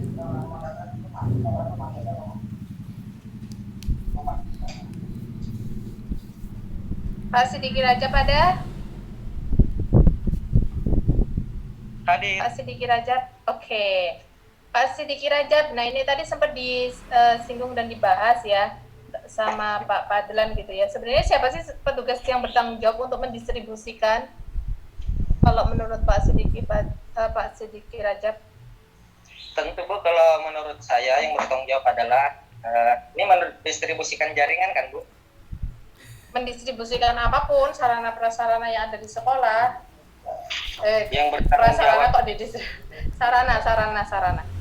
Yang bertanggung jawab, kalau pertanggungjawaban Bu, tentu kepala sekolah lah yang paling bertanggung jawab. Kemudian prosedurnya yaitu dilaksanakan oleh Wakasaprasnya Bu, atau yang bertanggung jawab dengan sarana dan prasarana tersebut. Oke. Tentu berdasarkan aturan dan prosedur yang ada. Oke. Kalau menurut saya, Terima kasih. Sama-sama. Nggak ada benar salah, kan ini juga saya sedang upgrade ini ya suara. Oke, terima kasih Pak Sidiki Rajab ya, suara dan upgrade critical thinking. Oke, next. Nah, ini Mbak Tamara, ada Mbak Tamara hadir. Mbak Tamara. Oke. Nggak ada ya berarti ya? Ada Bu, maaf ininya belum di on kan, tadi ke mute. Oh, ini masih di sekolah ya? Iya masih Bu. Masih ada apa? Pengawas ini sedang mengawas. Baru selesai mengawas Ibu.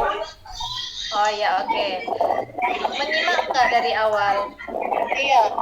Oke, menyimak ya. Oke. Bagaimana tanggapan Mbak Tamara terkait dengan nomor 3 ini? Yang bertanggung jawab untuk menerima ini ya Bu, pendistribusian sarana. Kalau menurut saya yang bertanggung jawab untuk menerima pendistribusian kalau di sekolah itu Bu, itu kan ada bagian wakil kepala sekolah yang untuk bagian sarana prasarana sekolah. Kalau di sekolah saya seperti itu. Nah, jadi yang bertanggung jawab untuk menerimanya itu adalah wakil kepala sekolah bagian sarana dan prasarana sekolah. Seperti itu yang bertanggung jawab. Seperti itu. Oke, terima kasih ya Mbak Tamara ya. Sama-sama Ibu. Ibu Jumaina Nur Saidah. Nah, ini Ibu apa Mbak, saya nggak tahu ya. Saya minta maaf terlebih. Mbak apa Mbak? Coba mana on cam? Ini enggak on cam kah? Oh iya, udah on cam. Oh, berarti Mbak ya. Saya minta maaf ya, suka kembali-balik Mbak apa itu. Oke. Dari yang pertama dulu ya. Yang pertama melengkapi tadi yang sudah disampaikan oleh Pak Sidiki Rajab ya. Yang pertama tadi penyaluran alurnya ya? Alurnya. Untuk sarana yang pertama yaitu perencanaan alur. Yaitu seperti biasa kita mencari tahu apa yang dibutuhkan oleh sekolah. Kemudian kita melihat bagaimana pendanaan sekolah. Terus selanjutnya penyalur itu udah kelengkapan itu bisa menggunakan melalui pembelian atau peminjaman. Kemudian melakukan pelaksanaan. Pelaksanaan ini dimaksud itu apakah itu ACC sudah fix itu diperlukan atau tidak sesuai dengan kebutuhan dan pendanaan kita. Kemudian baru mentoring penyaluran, di mana kita harus melihat dalam proses mencari prasarana dan sarananya itu bisa menggunakan secara tidak langsung maupun langsung. Maksudnya kita bisa beli atau beli langsung atau kita meminta dari pemerintah ataupun dari perusahaan-perusahaan lain seperti itu. Terus untuk yang mempertanggungjawabkan di sini ada yang pihak sumber sama pihak penerima. Kalau misalnya pihak sumber yaitu dari mana sarana prasarana ini disalurkan. Sedangkan pihak penerima yaitu di sekolah menurut saya nggak harus waka sarana sih. Karena kan waka sarana itu nggak selalu di sekolah, tapi ketika alat itu datang, guru yang ada di sekolah diharapkan untuk menghubungi waka prasarana atau kepala sekolah untuk mengkonfirmasi apakah benar melakukan pembelian dan sebagainya. Nah, ketika di ACC dan terus kita bertanya sama yang memberi. Nah, ketika terima ini dari ini gitu kan. Nah, baru boleh tanda tangan dan itu harus disertai dengan bukti foto dan sebagainya. Begitu. Oke. Disertai dengan bukti foto. Ya. Oke, disertai dengan bukti apapun gitu ya yang bisa membuktikan bahwa itu sudah diterima. Benar. Oke, terima kasih. Sama-sama. Oke. Nah, fungsi yang lainnya adalah inventarisasi. Sebenarnya kalau inventarisasi ini perlu kita upgrade ya, Bapak Ibu teman-teman mahasiswa, bahwa inventarisasi kita ketahui bahwa itu merupakan sebuah pencatatan, penyusunan ya, baik barang-barang yang habis pakai, kalau misalnya yang tidak habis pakai gitu ya, secara sistematis, tertib, teratur berdasarkan ketentuan atau pedoman yang berlaku. Nah, itu sudah sangat bagus sekali ya kalau inventarisasi. Nah, hal yang perlu diperhatikan itu adalah sebenarnya bagaimana sih pencatatan dapat dilakukan dalam buku gitu ya, di baik itu penerimaan barangnya, baik itu buku inventarisnya, atau baik itu termasuk kartu stok barangnya gitu ya. Dan pembuatan kode-kode. Nah, tentunya dengan inventarisasi ini juga adalah salah satu orang yang memiliki kompetensi gitu ya. Tentunya kalau misalnya tidak memiliki kompetensi pun memiliki keahlian dan pelatihan yang sudah berikan atau diberikan kesempatan kepada orang tersebut, bapak ibu guru yang sudah ditunjuk oleh sekolah gitu ya. Nah, lalu Pak Rahmat Hidayatullah hadir? Hadir. Oke, Pak Rahmat Hidayatullah, bagaimana tanggapan Bapak terkait hal ini? Bagaimana cara menginventarisasi sarana prasarana? Yang pertama ya lihat dulu, dicatat apa saja yang memang barang-barang yang sudah dipesan dan barangnya pun sudah ready dan mungkin siap untuk diinventaris dan dicatat. Oke, terus yang kedua? Selalu ada yang pertama tapi keduanya nggak ada loh. Yang kedua, ya, bagaimana cara maintenance atau merawatnya. Jangan sampai barang-barang yang sudah diinventaris tiba-tiba hilang dan tanpa ada sisa barang. Itu yang tidak bisa dipertanggungjawabkan, Bu, seperti itu. Harus barang fisiknya harus ada, walaupun memang terserah itu rusak atau bagaimana, yang penting namanya barang inventaris memang harus ada. Oke, terima kasih. Yang ketiga ada nggak? Yang ketiga? Nah, yang ketiga nanti dulu mungkin. Ya, oke. Yang ketiga ini ya mungkin ya. Oke, ini Mbak Desi sama Mbak Oki nih. Terserah mau Mbak Desi dulu apa Mbak Oki dulu, kan kembar nih ya. Perlu nggak kira-kira seperti ini? Desi, Bu ya? Ya, boleh. Perlu sekali, Bu. Karena alasannya apa kira-kira?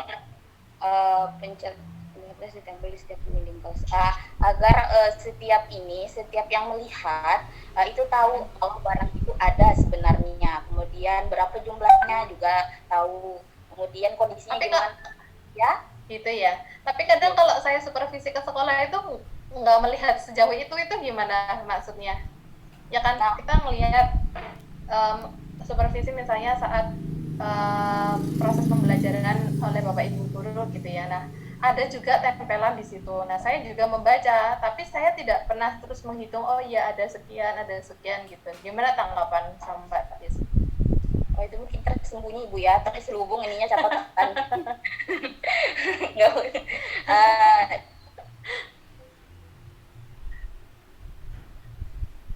Ya, loss.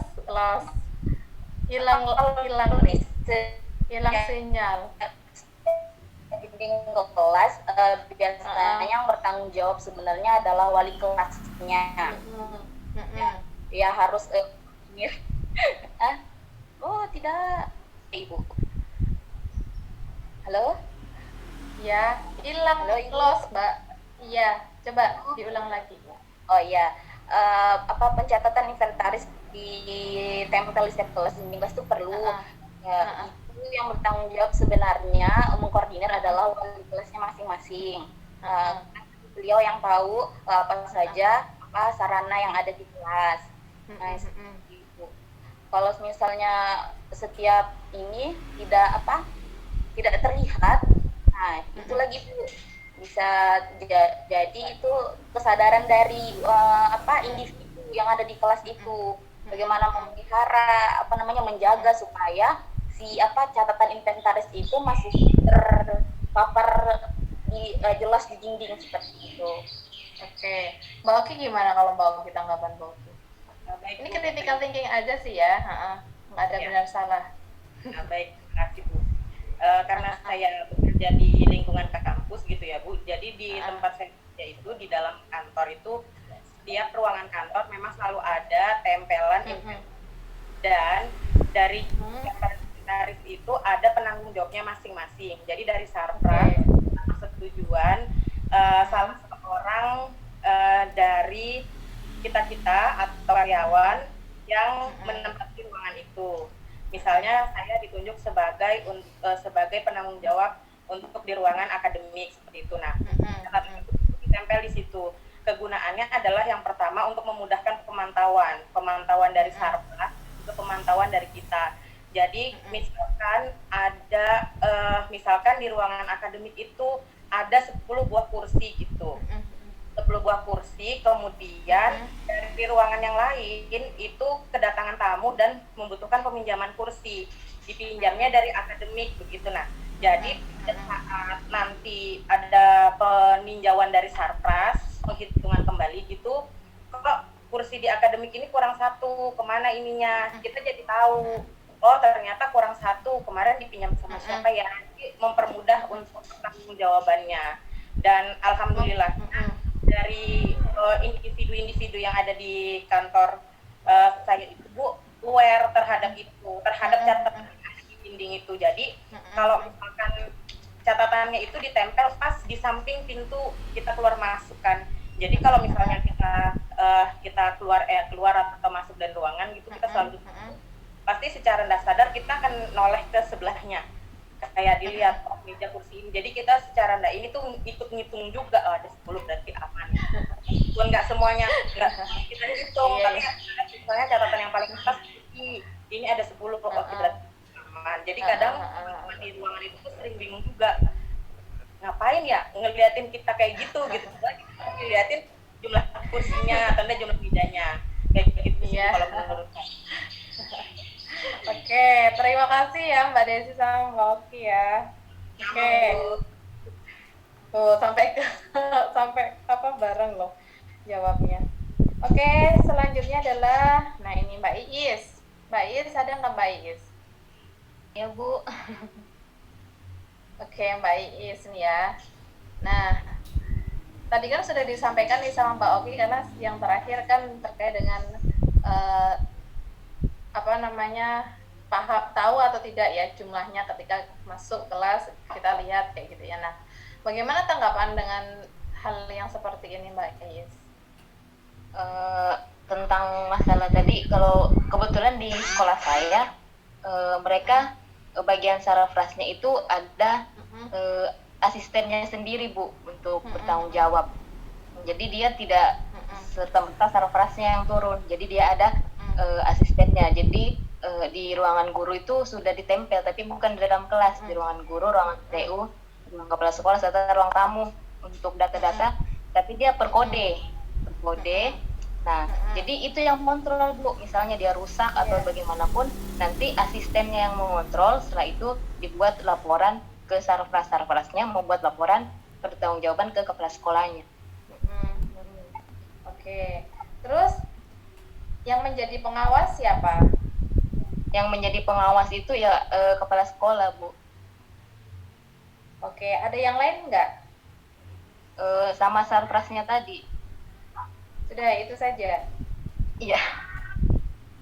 Oke, terima kasih Mbak Iis. Ini nggak ada benar salah kok. Mbak Ermi izin ya, Mbak Oki udah. Pak Refli, nah ini yang sudah berkecimpung dengan sarana prasarana sejak lama ya. Kalau Pak Refli kan pengadaan, tapi nggak tahu apakah paham dengan ini. Pak Refli, ada Pak Refli? Ya Bu. Oke, Pak Refli nih, bagaimana tanggapan Bapak nih? Ini beberapa hari yang lalu saya presentasikan di Selekta, jadi sama artikulasi atau kuliah tambahan mengenai sarana ya. Sarana dan prasarana ini kan ada dua faktor Bu, yang fisik dan non fisik. Fisik itu mau berbicara masalah kebutuhan sarana, infrastruktur seperti ruang kelas belajar, RPS, ruang praktek siswa, pengadaan untuk praktek itu pendukung, peralatan pendukung seperti peralatan olahraga dan yang lain. Nah, kalau yang non fisik itu lebih kepada peningkatan mutu guru, seperti sertifikasi, terus keterlibatan masalah komite sekolah. Nah, secara garis besar itu berbicara sarana dan prasarana itu yang harus dilakukan yaitu adalah apa kebutuhan sekolah. Nah, setelah itu baru kita kepada proses pengadaan di sekolah atau di luar sekolah. Proses pengadaannya kan banyak sumbernya, baik sumber dari pihak luar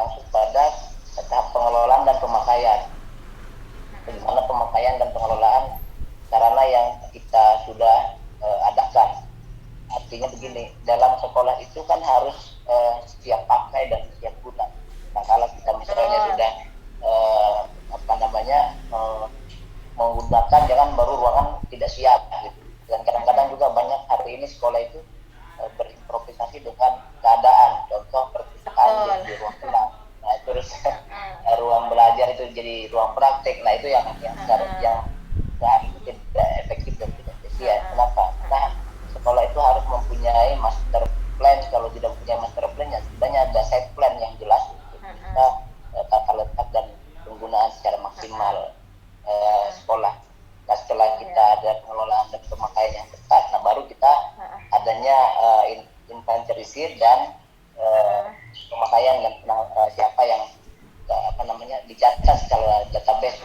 Nah, kalau misalnya dia bersumber dari serah terima dari contoh misalnya Pemprov, pemerintah provinsi, kalau dari SMA, kalau dia kabupaten kota kan tingkat SMP dan SD. Nah itu setelah ada serah terima aset dari Pemda ataupun Pemprov, nah itu yang harus diinventarisir, dicatat semua, dan itu kan bidangnya di Waka Sarpras itu harus mencatat ini tahunnya tahun berapa, terus penerimanya kapan dan untuk apa. Nah artinya itu baru kita bisa estimasi kapan dia akan kalau misalnya ada yang aus, ada yang rusak, itu harus direvitalisasi ataupun dipulihkan kembali dalam atau rehab, kan banyak sekali sarana-sarana yang seperti itu. Atau dalam waktu tertentu, deviasi waktu tertentu harus diadakan kembali. Nah itu harus ada catatan-catatan secara database sekolah. Nah setelah kita inventarisir, nah barulah kita bertanggung jawab kepada masing-masing dan tiap-tiap yang pengguna sarana tersebut. Contoh misalnya kalau misalnya lab fisika, ya guru lab fisikanya harus bertanggung jawab untuk bisa bagaimana mikroskop itu bisa ideal dipakai. Kalau misalnya praktek siswa, bagaimana misalnya sarana-sarana lain yang dalam di RPS itu, atau di guru olahraga misalnya, nanti bola kaki jadi bola tangan, nah itu kan nggak ideal itu kan. Terus bola voli jadi bola tendangan gitu. Jadi ini sarana yang harus tepat guna dan efektif digunakan. Jadi saya rasa penanggung jawab itu ada di kepada Sarpras dalam pencatatan, tapi harus idealnya kepada guru yang guru yang bertanggung jawab dalam bidang dan mata pelajarannya itu sendiri. Sehingga tadi kalau kita mau menggunakan itu sudah siap dan siap guna. Nah, mungkin itu Bu alurnya yang bisa saya sampaikan. Ya oke. Terus penting nggak penghapusan Pak? Oh penting Bu, karena gini, melihat dari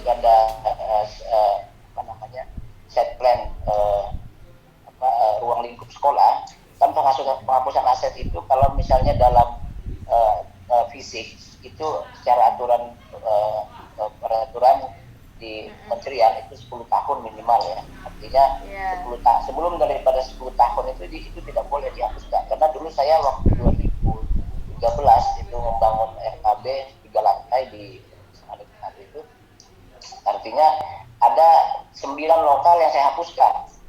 Artinya 9 lokal yang kita bukan revitalisasi lagi tapi pembangunan dia. Jadi itu dihapuskan asetnya dulu. Setelah itu baru kita bangun ke vertikal ke atas gitu. Artinya untuk mengefisiensi ruang terbukanya Bu. Jadi ruang tadinya kita bangun secara horizontal karena tahan semakin tahun itu semakin sempit, sehingga harus ada review desain untuk side plan sekolah itu. Kita harus beralih kepada pembangunan ke horizontal vertikal ke atas. Artinya harus dihapuskan karena untuk efektivitas dan efisiensi terhadap ruang lingkup sekolah mengenai itu tadi set plan sekolah itu. Karena kadang-kadang yang jadi masalah kita hari ini itu adalah sekolah itu tidak mempunyai master plan yang jelas dalam penataan tata kelola letak dan macam itu kan. Artinya mana kebutuhan sarana olahraga, mana sarana ini, akhirnya itu kita improvisasi, jadinya banyak ruang lingkup RKB dan sarana yang lain itu tidak tepat guna dan tidak tepat sasaran gitu. Jadi hari ini harusnya sekolah-sekolah itu mempunyai set plan untuk itu, walaupun dia tidak sudah banyak bangunan-bangunan, tapi kita set plan ulang, mendesain ulang, mereview kembali tata letak itu. Jadi perlu itu kalau penghapusan perlu. Oke Pak Refli, luar biasa mahasiswa, karena Pak Refli ini kan memang expert di bidang sarana prasarana ya, jadi ya ditanya sedikit sudah sangat menjelentreh gitu ya, jawabannya sudah sangat komprehensif. Oke, terima kasih ya Pak Refli ya. Oke, setelahnya Pak Refli itu siapa ya? Saya lupa. Pak Ari. Pak Ari Sandi hadir. Pak Ari Hadir, Sandi. Bu. Oke. Bahkan barang atau sarana itu pun tadi yang disampaikan Pak Refli itu kan harus gitu ya, ada usianya gitu ya. Mau elektronik maupun yang berbahan kayu gitu ya. Nah, menurut Pak Ari Sandi nih, kira-kira penting nggak penghapusan itu dilakukan? Ya, baik. Kalau menurut saya penting, Bu. Ya, karena kebutuhan di sekolah itu kan pasti dia itu pasti menyesuaikan perkembangan zaman. Itu sudah pasti. Artinya ketika inventaris itu sudah tidak difungsikan lagi, ya harus update ganti yang terbaru. Jadi itu memang harus dihapuskan. Karena perkembangan ilmu pengetahuan dan teknologi ini kan kita berkembang, otomatis akan terjadi perubahan. Gimana, Bu? Oke, terus Pak, apa relevansinya sarana yang harus dihapuskan dengan perkembangan teknologi? Penggantian saja, apakah hanya sekedar penggantian saja? Halo, Bu? Ya. Gimana? Nah, apa relevansinya antara pentingnya penghapusan dengan perkembangan teknologi? Relevansinya menurut Pak? Iya, kalau gimana? Kalau kita melihat kalau untuk perkembangan teknologi ini kan sedemikian canggihnya itu, bahkan yang benda itu sekarang itu bisa ditampilkan di layar sudah bisa, Bu, kecuali kalau dia di bidang sains atau MIPA. Nah, itu saya rasa khususnya di lab MIPA itu ya saya rasa tidak bisa diganti begitu saja. Ya, yang saya maksudkan di sini seperti alat-alat yang sudah bisa ditampilkan melalui layar, itu mending menggunakan yang digital seperti itu. Nah, tapi tidak semuanya. Betul, tapi tidak semuanya. Ada beberapa tertentu sarana prasarana yang tetap digunakan seperti di bidang MIPA tadi. Oke, terima kasih Pak Sandi ya, Pak Ari Sandi Ya, Bu. ya. Next, Pak Yanto, apakah hadir Pak Yanto? Pak Yanto? Oke. Sepertinya tidak hadir ya Pak Yanto ya. Pak Bambang Supriyanto? Hadir? Pak Yanto ujian PPG tadi. Oh, Pak Yanto ujian PPG, oke. Pak, kalau Pak Bambang Supriyanto? Hadir, Bu. Ya, hadir Ibu. Assalamualaikum warahmatullahi Oke, wabarakatuh. waalaikumsalam warahmatullahi wabarakatuh. Pak Bambang, semoga sehat selalu Pak Bambang ya. Oke, apa saja yang perlu dihapuskan Pak Bambang ya? Oh, perlu ya Allah, Ya. semoga Allah sehatkan. Amin. Ya, mungkin ini kondisi agak miring. Jadi kalau menurut saya penting, Bu, masalah penghapusan ini. Apa yang perlu dihapuskan aja? Iya, ya tentu barang-barang yang sudah tidak bisa terpakai lagi. Contoh kursi yang sudah parah rusak.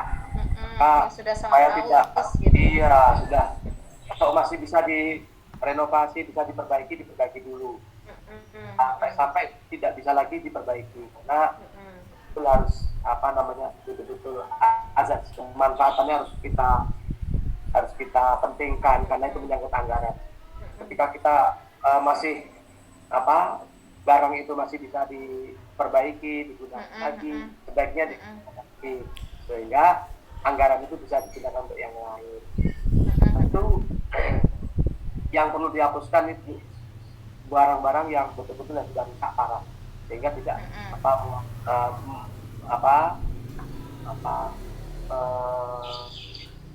memakan tempat yang ini.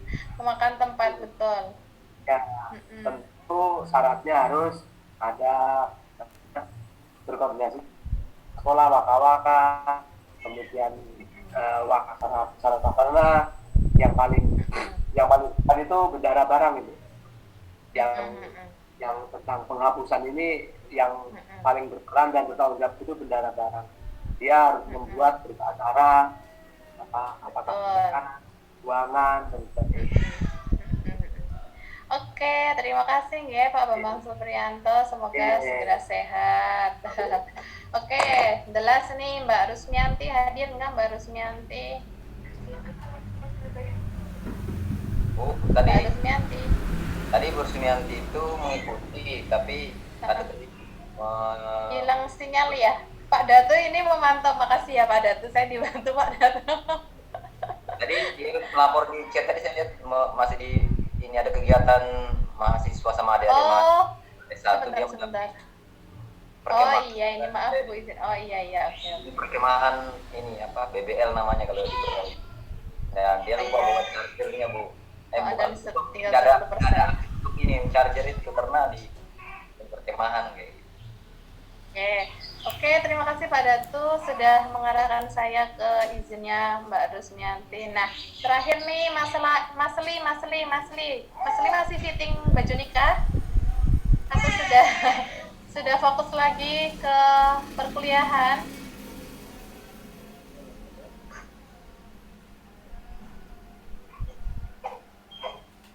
Halo, Mas Li nggak ada ya? Pak Datu, Mas Li gimana monitor? Enggak lihat tuh tadi ada. Oh iya, oke. Mungkin terkeluar tadi.